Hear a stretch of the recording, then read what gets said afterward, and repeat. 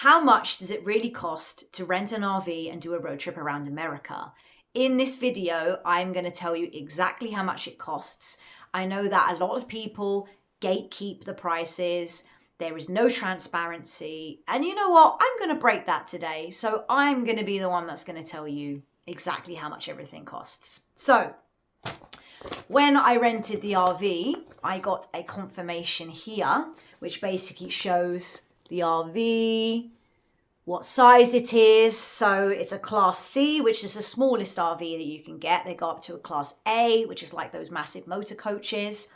And it will tell you the length of the vehicle. So ours was 23 feet. And just basically all the information of when you're picking it up, when you're going to give it back. This is the customer contract as well that you would have to sign. And that basically is something that you need to keep with you for the whole duration of the road trip. It has basically an itemized list here, so you can see how much everything's cost. But anyway, I'm going to show you the summary, so I can't fake this. Vehicle rental price is £8,275. That is how much it cost to hire the vehicle for 86 days, so almost 3 months, at a rate of £65.55 a day. And then this is a thing that you need to be aware of.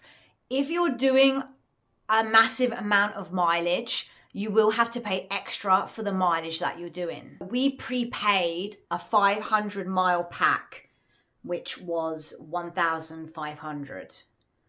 And if you do extra miles, every 100 miles that you do, you had to pay extra. They did give us 100 miles pack for free, but that's really nothing if you're doing a road trip. I mean, 100 miles is not going to really get you that far. So you will have to pay extra, which I know kind of sounds ridiculous because you are paying for the gas. I think it's because the more mileage you do, the more issues the car is going to have. Obviously, it's going to get used more, and then it's going to need a service, oil change, all of these things, which we did so much mileage that when we were in Florida, like a week before we left, we had to actually pay for an oil change, which we did get refunded.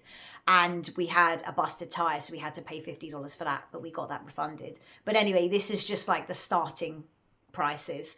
Another thing that is important, so they can give you a generator usage. So the generator is what you use if you are boondocking, you need to charge your phone, you need electricity for your devices, and you're not on an RV camp, so you're not going to have the direct electricity plug-in. So you can either choose to have generator usage or not have it.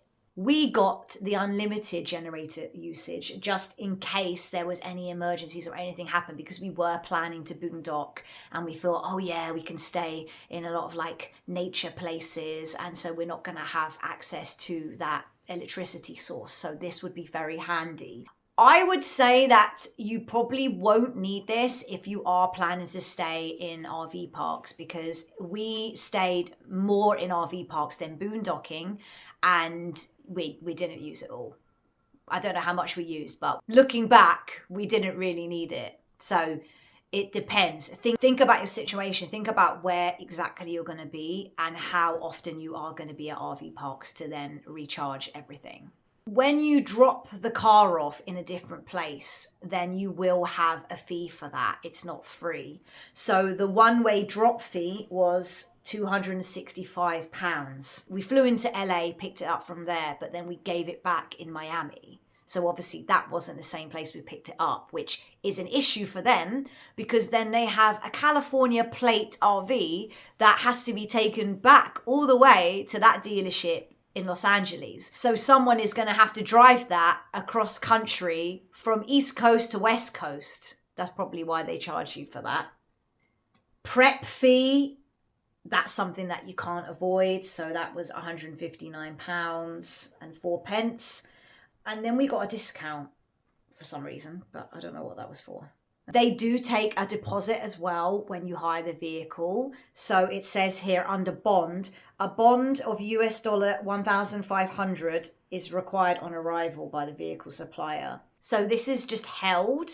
This isn't money that they've taken from you, okay? We also paid for a drop and go feature. So basically this is where you think that you'll be in a rush, you'll be tired, you just want to drop the RV off when you get back. You don't have to clean it, you don't have to empty the black or grey tank. But we only realised this when we gave it back. That drop and go package does not include the propane. So we gave it back with like hardly any propane left because we actually found it impossible to get propane when we were in the Florida Keys.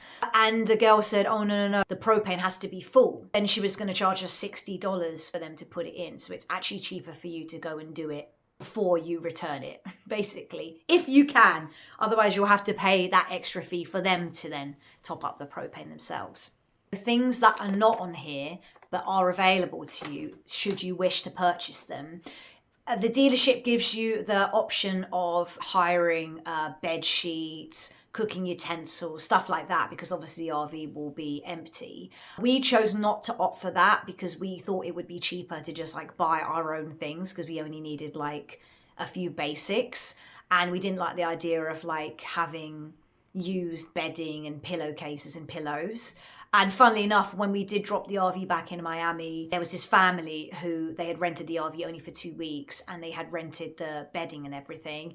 And they said that they got all bitten and they got bed bugs and everything. And I was like, ooh, that's horrible. Like, I'm so happy I didn't hire the bedding. But I mean, it could have not been that. It could have been the Noxiums, you know, those horrible like little flies that bite you.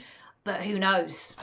We were really happy to go to Walmart, buy all the things that we needed. We got a sleeping bag each. That was just like our duvet cover for the whole trip. And then we got like $20 pillows, got some cotton pillowcases for them. A top tip is to actually buy 2 sets of pillowcases, because when you wash one, you want to have like another one that's clean. Otherwise, then if you're not able to wash for a while, then you don't want to have like a manky pillowcase. That's just going to like break you out in spots. So buy 4 pillowcases. We were super happy to just buy our own stuff. But again, it's up to you. If it's easier for you to just have the bedding, pillowcases, the pans and cooking utensils at hand, so you don't have to like go to a Walmart or Target or any of those stores, like if you're in a rush, because we obviously had more time. After we picked up the RV in LA, we just went straight to a Walmart and then we just like got everything that we needed. But it ended up being more expensive than if the dealership gave it to you. So that is one thing that I will warn you of. But even though it's more expensive, you know that hasn't been used before.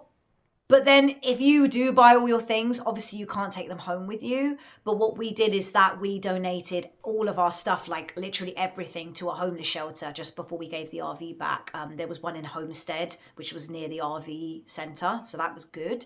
And this poor guy had to come out with like this big kind of wheelie bin, like a huge one to just fit all of our stuff in. But then you're doing something good for other people. So even if you've spent more money, I think that's nicer to do that, to give it to people that really need it, instead of just like buying it from the dealership and then you'll never see that money again. You haven't done anything with it. But again, that's just my opinion. Everyone's different.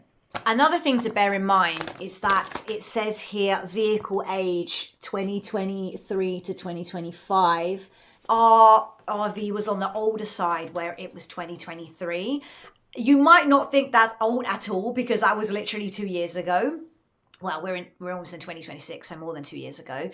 But it's amazing how battered and old and kind of like grimy things can be inside the RV, even when it's just, because I guess people use it so much, like it's rented continuously, right? And some people are not as clean and not as considerate about looking after it. We asked for a newer model, and when we had problems with it, we tried to change it in Vegas and get a newer model, but they said that it's very difficult to give you a new Class C. It's mainly like the bigger ones that are modern, and they don't really have any newer ones in stock for the small sizes. So bear that in mind.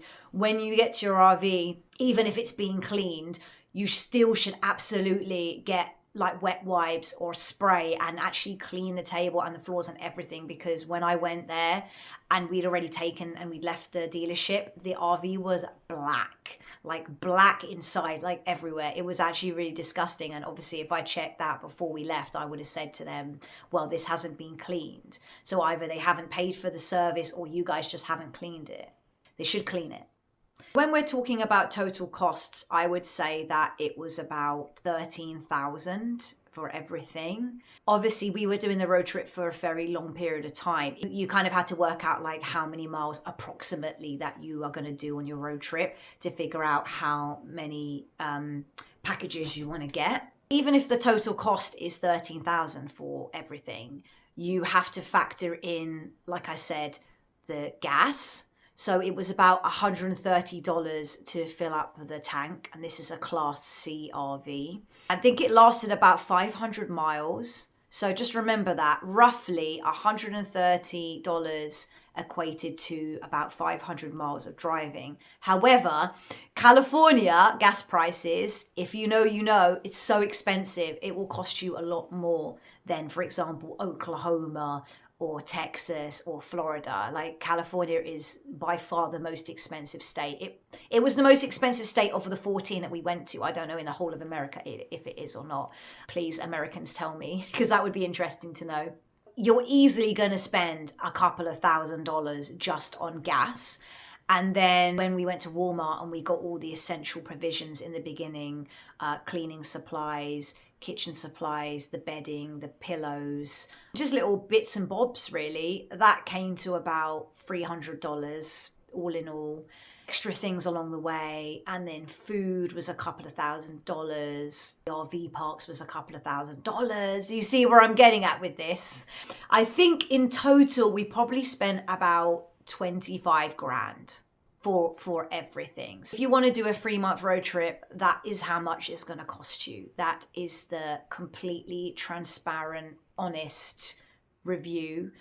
Oh, I forgot the laundry. You also have to pay for your laundry. So I probably spent $10 each time I did the laundry for the washing and the drying. That was about, if you wash every week at $10, that's like $120. All of these things like creep in and add the total up. So if you are on a budget, I would say try and do a road trip that's only 2 weeks. Choose a place that's really what you want. A lot of people go to California and then they do Nevada, they do Las Vegas, because you can easily do that from California, and also Arizona as well. And some people do road trips where they go, like they just fly through states really, really quickly. But we wanted to kind of take our time to like really see America and like the real America, not just like the super touristy places or the cities, because the little towns and the places that are out of the way, like in the northern part of California, it's so different to Southern California.